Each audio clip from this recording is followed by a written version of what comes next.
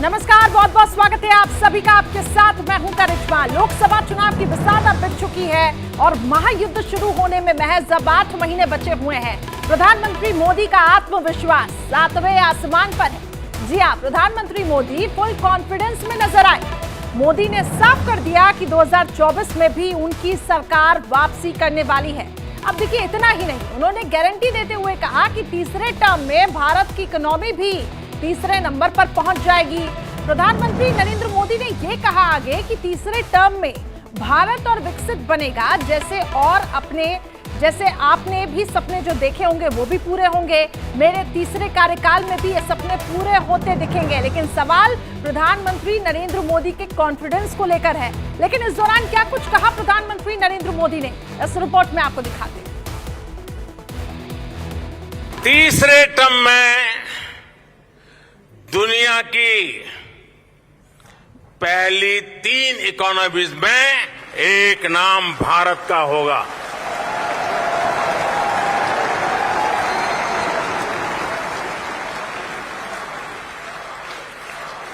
यानी तीसरे टर्म में पहली 3 इकोनॉमी में गर्व के साथ हिंदुस्तान खड़ा होगा। दोस्तों,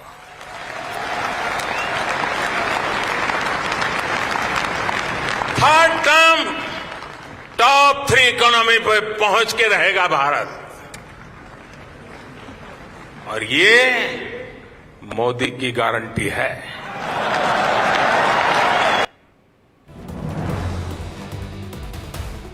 दो 2024 चुनाव को लेकर अपने प्रधानमंत्री नरेंद्र मोदी का कॉन्फिडेंस तो देख लिया, लेकिन अब विकसित भारत को लेकर प्रधानमंत्री मोदी का संकल्प सुनिए।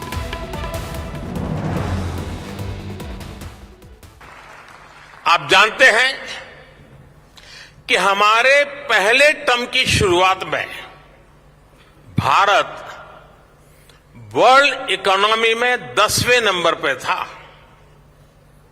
जब मुझे आप लोगों ने काम दिया तो हम अब 10 नंबर ही थे।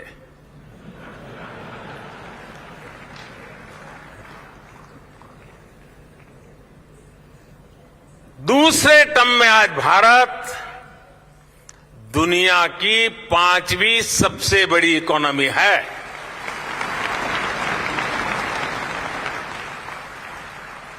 और ये ट्रैक रिकॉर्ड के आधार पर, बातों बातों में नहीं, ट्रैक रिकॉर्ड के आधार पर मैं कह रहा हूं, मैं देश को ये भी विश्वास दिलाऊंगा कि तीसरे टर्म में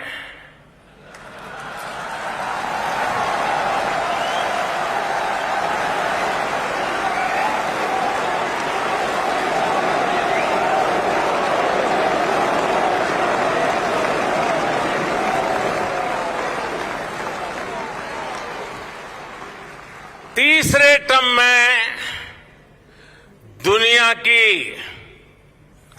पहली 3 इकोनॉमीज में एक नाम भारत का होगा।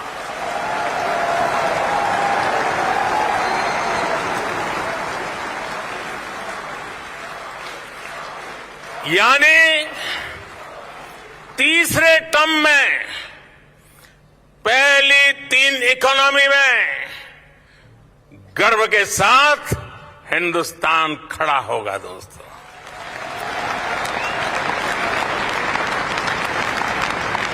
थर्ड टर्म टॉप 3 इकोनॉमी पर पहुंच के रहेगा भारत, और ये मोदी की गारंटी है।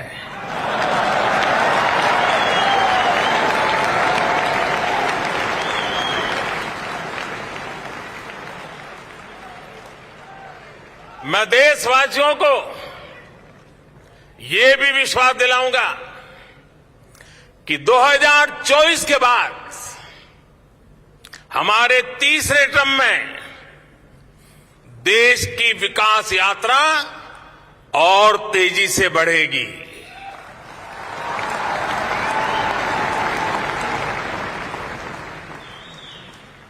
और मेरे तीसरे कार्यकाल में आप अपने सपने अपनी आंखों के सामने पूरे होते देखेंगे।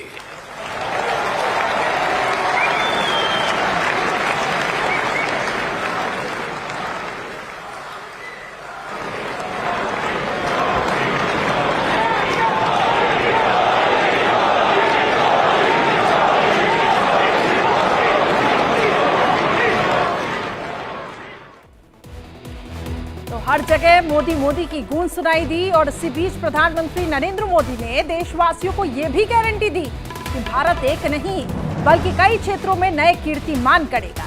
सुनिए। जल्द ही दिल्ली में, और ये भी आप लोगों के लिए खुशखबरी होगी, दुनिया के लिए भी खुशखबरी होगी, जल्द ही दिल्ली में दुनिया का सबसे बड़ा, और जब मैं कहता हूं दुनिया का सबसे बड़ा, मतलब दुनिया का सबसे बड़ा, दुनिया का सबसे बड़ा म्यूजियम युगे युगीन भारत भी बनने जा रहा है।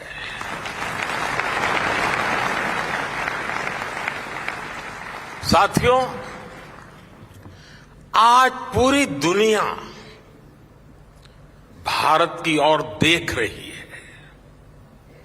भारत आज वो हासिल कर रहा है जो पहले अकल्पनीय था, कोई सोच भी नहीं सकता था।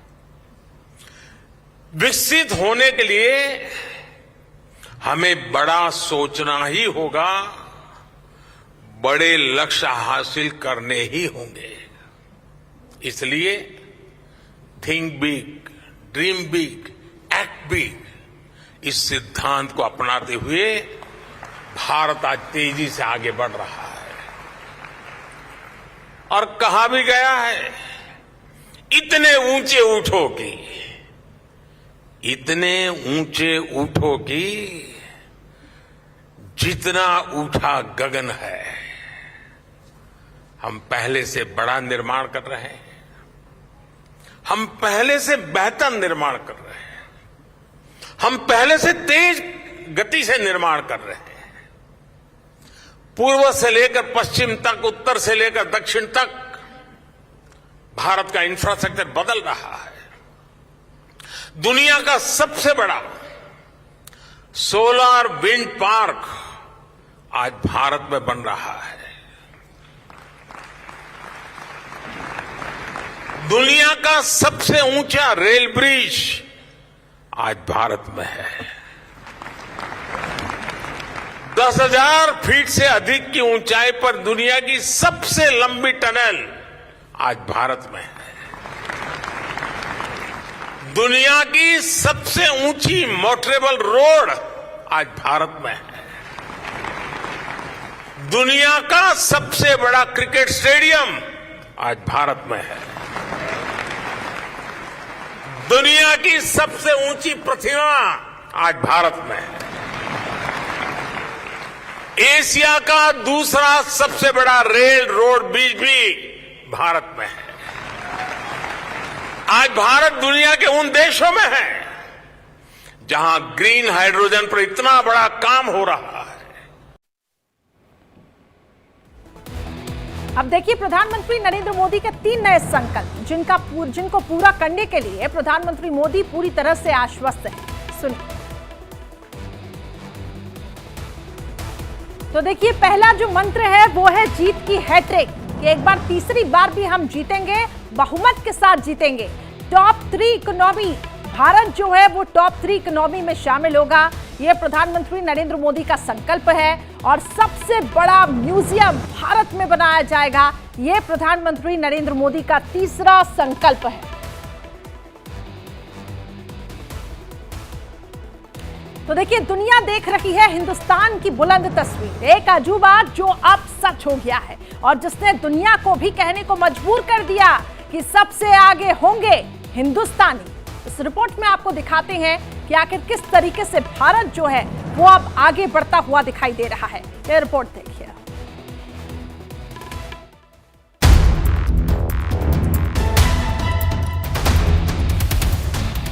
आधुनिक भारत का अजूबा सच हुआ। 123 एकड़ में फैला ITPO कॉम्प्लेक्स ने आकार ले लिया और एक ऐसा कन्वेंशन सेंटर तैयार हो गया जिसकी इस दुनिया भर में कोई सानी नहीं। ऑस्ट्रेलिया का ओपरा भी भरेगा पानी। हिंद का 123 एकड़ का अजूबा तैयार, अद्भुत अकल्पनीय कन्वेंशन सेंटर। खूबसूरत है, दिलकश है, भव्य है, विराट है। हिंद की ये वो पहचान है जो दुनिया के लिए नजीर बन गया। 2700 करोड़ की लागत से रीडेवलप हुआ कन्वेंशन सेंटर में 7000 से अधिक लोगों की बैठने की क्षमता है। ये सिडनी के ओपरा हाउस से भी बड़ा है, जहां 5500 लोग बैठ पाते हैं। इसी के साथ इस कन्वेंशन सेंटर में 3000 की क्षमता वाला एक एम्पी थिएटर भी है और 3 PVR थिएटर भी है। तो इसमें 5500 से अधिक गाड़ियों के लिए पार्किंग की जगह भी दी गई है। पूजा पाठ, मंत्रोच्चार के बीच जहां प्रधानमंत्री नरेंद्र मोदी की मौजूदगी में ये कन्वेंशन सेंटर चमक रहा था, तो इस कन्वेंशन सेंटर को बनाने वाले श्रमिकों का जब प्रधानमंत्री मोदी ने सम्मान किया तो दुनिया ने वो तस्वीरें भी देखी जिसमें संस्कार भी थे और हर वर्ग के लिए सम्मान भी।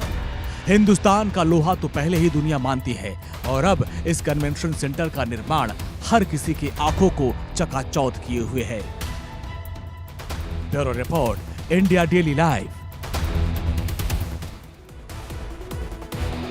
तो संसद के मानसून सत्र का 5वां दिन भी देखिए हंगामेदार रहा। मणिपुर मुद्दे पर कांग्रेस और बीआरएस ने अलग अलग सरकार के खिलाफ अविश्वास प्रस्ताव का नोटिस भेज दिया।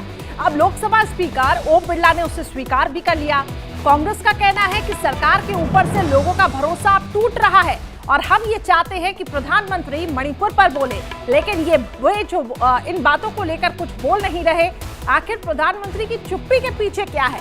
पीएम मोदी ने 2018 में ही संसद में इसकी भविष्यवाणी कर दी थी। इस रिपोर्ट में आपको दिखाते हैं कि उस वक्त क्या हलचल, क्या गहमागहमी सदन में देखने को मिली थी।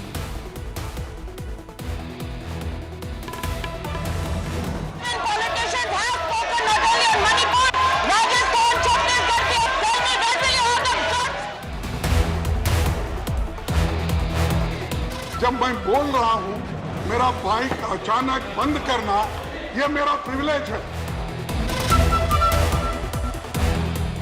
संसद में संग्राम है, अविश्वास प्रस्ताव पर भारी घमासान है।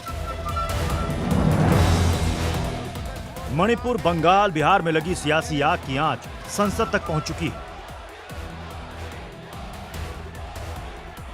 अविश्वास प्रस्ताव को लेकर सत्ता पक्ष और विपक्ष के बीच आर पार की लड़ाई छिड़ गई है। 50 लोग अपना 267 पे दिए थे, तो मुझे अगर बोलने का मौका भी नहीं मिला, ठीक है, लेकिन कम से कम जब मैं बोल रहा हूं, मेरा बाइक अचानक बंद करना यह मेरा प्रिविलेज है। अब उसको प्रिविलेज को धक्का बाद में कभी मीटिंग किए तो अभी अपोजिशन ने चूंकि बना दिया और मीटिंग शुरू किया तो वो घबराहट में आ गए हैं, तो वो मीटिंग कर रहे हैं ऐसे ही। अब जो नम्मा ले रहे हैं वो सब पार्टी का जरा कोई जानता है, कितने तरह का नाम ऐसे ही ले रहे हैं, ऐसे ही है बिना मतलब। सरकार की हराने की कोई बात नहीं है, उनके पास तो बहुमत ही बहुमत है, लेकिन बहुमत बड़ा चंचल होता है। आज बहुमत नहीं है, लेकिन जो हमें बात कहनी है उसके लिए हम एक मंच तैयार कर रहे हैं। विपक्ष सरकार के तानाशाही रवैये पर हमला बोल रहा है तो सरकार विपक्ष को लटकाने भटकाने की राजनीति पर घेर रही है।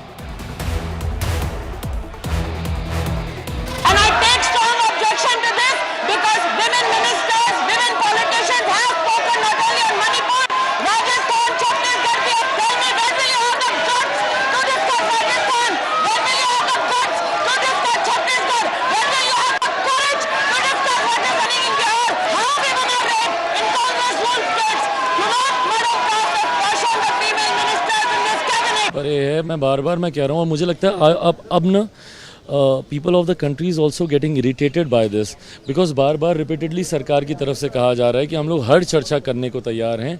तो आज ये क्लियरली दिख रहा है ना कि भैया चर्चा कौन नहीं चाह रहा है। हालांकि संसद में अविश्वास प्रस्ताव को लेकर जो सियासी कोहराम मचा है, इसकी भविष्यवाणी पीएम मोदी ने 2018 में ही कर दी थी। वो शुभकामनाएं मैं आज फिर देना चाहता हूं कि आप इतनी तैयारी करो कि 2023 में फिर से आपको अविश्वास प्रस्ताव लाने का मौका मिले। और अहंकार की बात है, ये समर्पण भाव है, अहंकार का परिणाम है 400 से 40 हो गए।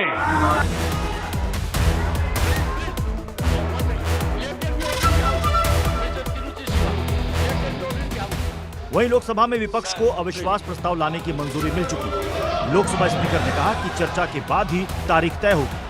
ऐसे में सवाल ये है कि सरकार ने विपक्ष के नियम 267 के तहत चर्चा कराने की मांग को क्यों नहीं मानी। सवाल ये भी कि जब विपक्ष लोकसभा में आंकड़ों में पिछड़ा है तो अविश्वास पर क्यों अड़ा है। देखिए, अब कल का दिन काफी ज्यादा अहम है जब सदन में सत्ता पक्ष और विपक्ष एक दूसरे को घेरेंगे। लगातार इस बड़ी खबर पर भी हमारी नजर रहेगी, लेकिन फिलहाल वक्त छोटे से ब्रेक का है। आगे आपको दिखाएंगे फटाफट अंदाज में कुछ खबर।